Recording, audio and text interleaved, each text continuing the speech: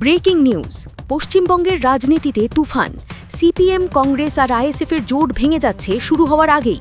ভাঙড় থেকে নৌশাদের এক কথায় স্তব্ধ বাম শিবির। কি বললেন নৌশাদ সিদ্দিকী, আর কেনই বা ক্ষুব্ধ সিপিএম?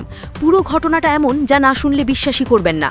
শেষ পর্যন্ত ভিডিওটা অবশ্যই দেখুন, কারণ এখানে এমন তথ্য আছে যা অন্য কোথাও পাবেন না। আসসালামু আলাইকুম, স্বাগতম আইএসএফ ফরএভার ইউটিউব চ্যানেলে। আপনারা কি এই জোট চান? যদি চান তাহলে এখনই কমেন্টে লিখুন আমরা জোট চাই। চলুন শুরু করি আজকের বড় রাজনৈতিক বিশ্লেষণ। পশ্চিমবঙ্গের রাজনীতি আবারও নতুন মোড় নিচ্ছে। 2026 সালের বিধানসভা নির্বাচনের আগে বিরোধী ঐক্য গড়ার প্রচেষ্টা শুরু করেছে সিপিএম। লক্ষ্য বিজেপি ও তৃণমূলের বিরুদ্ধে একটা শক্তিশালী বিকল্প তৈরি করা। কিন্তু সেই প্রচেষ্টা যেন শুরুতেই ভেঙে পড়ছে। শুক্রবার বামফ্রন্টের বৈঠকে এই জোট নিয়ে কোনো চূড়ান্ত সিদ্ধান্ত হয়নি। ভিডিওর মাঝখানে আপনাদের সকলের কাছে একটিই অনুরোধ, আমাদের ভাইজান পীরজাদা আব্বাস সিদ্দিকী ও নওশাদ সিদ্দিকী কিংবা আইএসএফের সমস্ত খবর সবার আগে দেখতে আইএসএফ ফরএভার চ্যানেলটি সাবস্ক্রাইব করুন এবং পাশের ঘণ্টাটি বাজিয়ে রাখুন।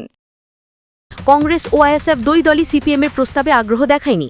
এরপর থেকেই রাজনৈতিক মহলে শুরু হয়েছে তীব্র আলোচনা।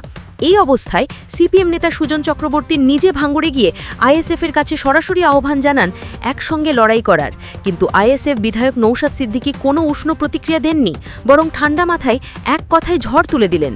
তিনি বললেন, সুজনদা, আগে বিমান বসুকে জিজ্ঞেস করুন, উনি বলবেন জোট হবে কিনা। তার এই মন্তব্য যেন এক প্রকার ব্যঙ্গের সুরে সিপিএমকে ফিরিয়ে দিল। রাজনৈতিক মহল তাতে সরগরম। আসলে নওশাদ আগেই বিমান বসুকে চিঠি লিখে জোটের প্রস্তাব পাঠিয়েছিলেন, কিন্তু সেই চিঠির কোনো উত্তর আজও আসেনি। বিমান বসু শুধু বলেছিলেন দুর্গাপুজোর পর কথা হবে, কিন্তু পুজো কেটে গেছে, আলোচনাও শুরু হয়নি। ফলে এখন প্রশ্ন উঠছে, সিপিএম আদৌ জোট চায় নাকি এটা শুধু রাজনৈতিক নাটক? ভাঙড়ে সাংবাদিকদের মুখোমুখি হয়ে সুজন চক্রবর্তী বলেন, আমাদের চেষ্টা একটাই, বিজেপি ও তৃণমূলের বিরুদ্ধে একজোট লড়াই গড়ে তোলা। কিন্তু অন্য দলগুলো রাজি না হলে আমরা কিছু করতে পারি না। কংগ্রেস নিজেদের মতো করছে, আইএসএফ ও নিজস্বভাবে প্রার্থী ঘোষণা করছে, তবুও আমরা চেষ্টা চালিয়ে যাব। অন্যদিকে নৌশাদ সিদ্দিকী সোজাসাপটা জানিয়ে দেন, জোট নিয়ে আইএসএফ আর কোনো আলোচনায় যাবে না। তার ভাষায়, 2024 সালের লোকসভায় আমরা একা লড়েছিলাম। তখন সিপিএম আমাদের সঙ্গে সমন্বয় করেনি, বরং হারের দোষ আমাদের ঘাড়ে চাপিয়েছিল। মুর্শিদাবাদে আমরা প্রার্থী ঘোষণা করার পরও তারা নিজেদের প্রার্থী দেয়, তাই এবার আমরা একা পথেই হাঁটব। এই বক্তব্যে স্পষ্ট, নওশাদ চান না আইএসএফ আর কারো ছায়ায় রাজনীতি করুক। আইএসএফ এখন নিজের শক্তিতে, নিজের সংগঠনে বিশ্বাসী। রাজনৈতিক বিশ্লেষকরা বলছেন, এই অবস্থা বামফ্রন্টের জন্য বড় বিপদ। একদিকে কংগ্রেস নিজেদের এলাকা আঁকড়ে ধরেছে, অন্যদিকে আইএসএফ তরুণ প্রজন্ম ও মনসংখ্যালঘু ভোটে শক্ত অবস্থান তৈরি করেছে। ফলে বামেদের সামনে এক কঠিন সমীকরণ তৈরি হয়েছে। 2026 সালের নির্বাচন তাই এখন শুধুই ভোট নয়, এটা হতে চলেছে পশ্চিমবঙ্গের বিরোধী রাজনীতির ভবিষ্যৎ নির্ধারণের লড়াই।